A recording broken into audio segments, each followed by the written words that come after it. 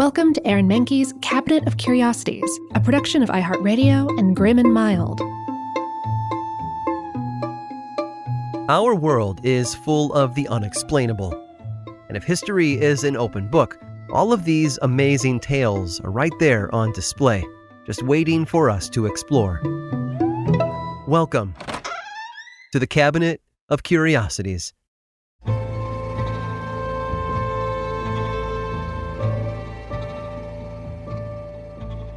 The closing song of the musical Little Shop of Horrors bears a stern warning: don't feed the plants. And for good reason. Though they may seem harmless, certain species of flora can be hazardous to humans and animals alike. And though none of them have ever eaten people, at least that we know of, several have been known to make a person wish they'd never been born.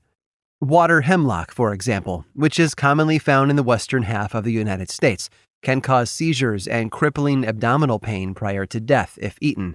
White snakeroot is a white-flowered herb that bears a strong resemblance to baby's breath, but unlike baby's breath, it's deadly to humans. So much so, in fact, that even drinking milk from cows that have eaten it has been known to cause nausea and even death. But there is one plant that is toxic in a different way. It has left several casualties in its wake, but not due to its ingestion. Those who met their end failed to heed one simple warning: don't touch. The gimpy is considered a shrub, but you wouldn't think so based on its size. It's technically a small tree, which can range in heights from 3 to 10 feet. It grows in the rainforests of northeastern Australia and features wide leaves shaped like hearts. Ironic, given what happens to those who make the mistake of touching them. The leaves look soft and furry, but each one is covered in thousands of tiny harpoon-like hairs. Brush against their broad green surfaces, and the hairs will lodge themselves in the skin, releasing a toxin that causes pain unlike anything ever felt before. Educator and scientist Marina Hurley has written about the gimpy's defense mechanism in the past, describing the sensation as being burnt with hot acid and electrocuted at the same time. And that's no exaggeration. Hurley spent 3 years exploring the Australian rainforest, studying the gimpy while clad in protective gear and welding gloves. Even her precautions weren't enough to stop the tiny follicles from penetrating her skin. Her reaction was so severe, she was hospitalized and told to avoid the plant for the rest of her life. Even standing near its stinging fibers, which are constantly being shed into the air, can cause reactions worse than spring allergies. Coughing, sneezing, and nosebleeds have all been reported by people unfortunate to get within a few feet of them. The only way to relieve the pain of a gimpy sting is to slather the area in hot wax and rip the hairs out. Not exactly a day at the spa. Just be careful. Some strands may break off even more, getting stuck for good and bringing no end to the suffering. Stories of gimpy encounters are harrowing and date all the way back to the 19th century. A surveyor named A.C. McMillan had taken his horse through a patch of it in 1866. The horse grazed it, and 2 hours later it died from the pain. Decades later, a World War II soldier accidentally fell into the plant during training and spent the next 3 weeks strapped to a gurney, writhing and screaming in agony. Ernie Ryder, a botanist studying the plant in 1963, was stung all over his face, chest, and arms. He endured the pain for 2 years before it finally subsided, although he claimed it returned every time he took a cold shower. But perhaps the most tragic tale is that of another soldier who found himself with the urgent need to relieve himself in the forest. He didn't have toilet paper to clean himself up with, so he reached for the nearest leaf instead. The burning became so unbearable, he took his own life to make it stop. Clearly, the gimpy is not something to be trifled with.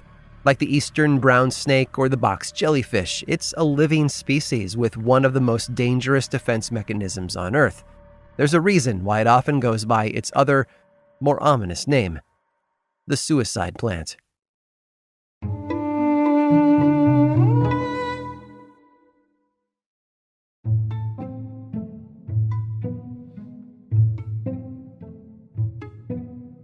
Everyone has to start somewhere if they want to move up in the world. From the mailroom clerk who works their way to the corner office to the young violin student practicing with dreams of the Philharmonic, people don't often start out at the top. It takes hard work, determination, and a healthy dose of blind luck. Harry got his start on a dairy farm in rural Pennsylvania.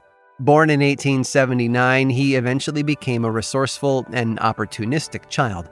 The main job his parents had given him was to tend the farm, but he also started milking the cows on the side to earn extra money. When he got older, he raised frogs at a pond he dug himself, selling them to local restaurants who made frogs' legs. Harry hadn't come from a big family, which was probably why he wanted one of his own as he got older. After his marriage to Blanche Edna Hyson in 1900, the couple got to work on growing their brood, 16 children in all.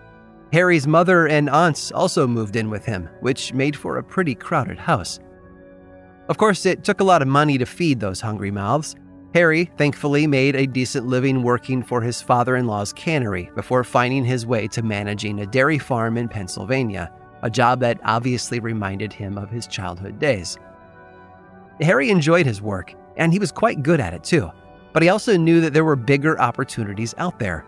In 1916, he answered an ad placed by a man named Milton.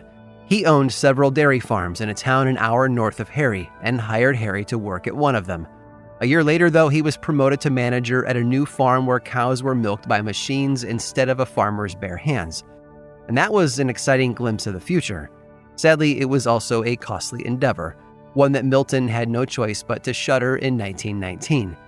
Harry, looking to make ends meet between jobs, took his newfound unemployment as a sign to start his own company making confections. His sweet treats were popular in the local stores, but he wouldn't be able to keep up with demand unless he improved his manufacturing process.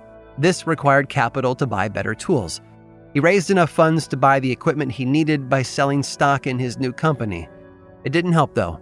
He went under quickly and was forced to work 3 jobs to feed his growing family. But Harry continued to experiment with candies and confections out of his basement on the side. He even went to work for Milton again, who gave him a job in the shipping department at one of his factories. And it was here where the struggling candy maker found exactly what he needed to get his new business off the ground. Harry launched his new company in 1923 and sold candies to local department stores. Milton wasn't mad, though. He didn't see his employee as competition, but as a customer. You see, Milton was Milton Hershey, founder of the Hershey Candy Company, and he was selling Harry all the chocolate he needed to make his own products. Among them were chocolate bars, nuts and raisins coated in milk and dark chocolate, plus an entirely new creation. You see, another candy maker had been having trouble fulfilling orders from a particular customer with a very specific request. They had asked for something no one else was making, and Harry saw a way to step in and save the day. He fulfilled the order and decided to sell the new product as part of his line as well. It was a simple concept, really, a round disc of chocolate filled with a filling in the center. He sold them for a penny apiece, and sales boomed immediately. So much so that during World War II, when sugar and other materials became too expensive to obtain, he canceled production of all his candies, except this one. In the end, it became his signature product, a combination of 2 great tastes that worked great together. The filling in his chocolate?